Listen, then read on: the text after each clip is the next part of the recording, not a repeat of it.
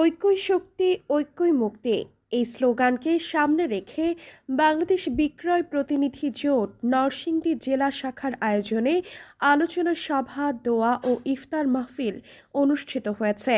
শনিবার বিকেলে শহরের সুলতান উদ্দিন কমপ্লেক্সে আলোচনা সভা ও ইফতার মাহফিলে প্রধান অতিথি হিসেবে উপস্থিত ছিলেন নরসিংদী বাজার বণিক সমিতির সভাপতি বাবুল সরকার।